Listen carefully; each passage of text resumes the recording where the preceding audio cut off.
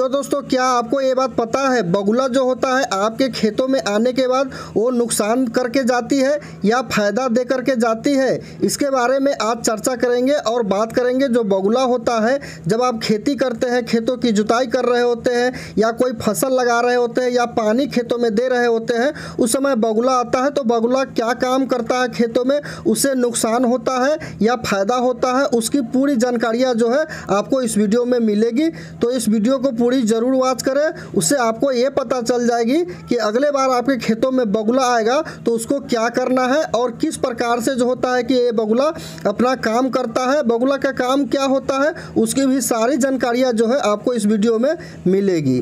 Channel पर पहली बार आए हैं तो चैनल को सब्सक्राइब करके और वीडियो को लाइक ज़रूर करें। तो चलिए दोस्तों, वीडियो आगे बढ़ाते हैं।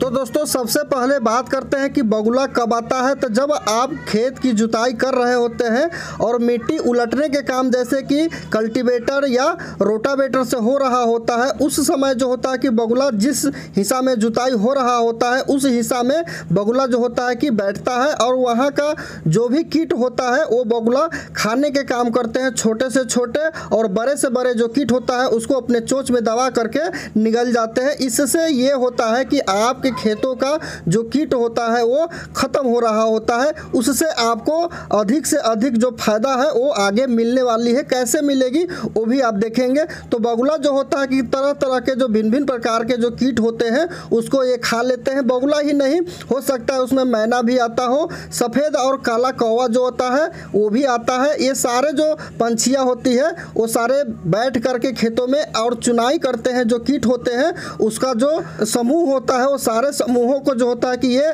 बगुला या मैना या कौवा जो होता है कि सारे खा जाते हैं। उससे आपके खेतों में कीट का नियंत्रण होता है। तो ये सारे जो लाभ है वो बगुला आपको देती है। तो इससे जो होता है बगुला को खेत में आने से आपको काफ़ी सारे लाभ होता है किसानों को। और खेतों में आप किसी भी फसल का बीज का बिजाई करेंगे तो बीज जो होगा कि जर्मिनेट होने के बाद सड़ेगा नहीं, उसमें कीट नहीं लगेगा और मिट्टी जो होगा कि आपका बिल्कुल फ्रेश होता है, कीट से जो होता है वो मुक्त होता है। तो आपके खेतों में कौवा आ सकता है, मैना आ सकता है और भिन्न भिन्न प्रकार के जो पक्षियाँ होता है वो आती है। तो आपको उससे कोई नुकसान नहीं होता है पक्षियों के आने से।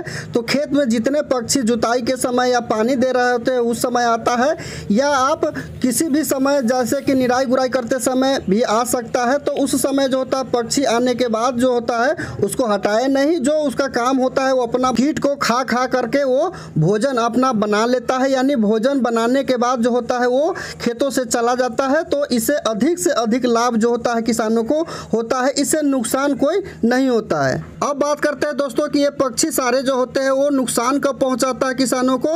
आपके खेतों में फसल लगा होता है और फसल में जब बाली पकड़ लेता है, दाने भर जाता है, उसके बाद जब बैठता है तो ये नुकसान करता है। उसके बाद जो होता है पक्षियों को न बैठने दे खेतों में, उससे हानि होता है।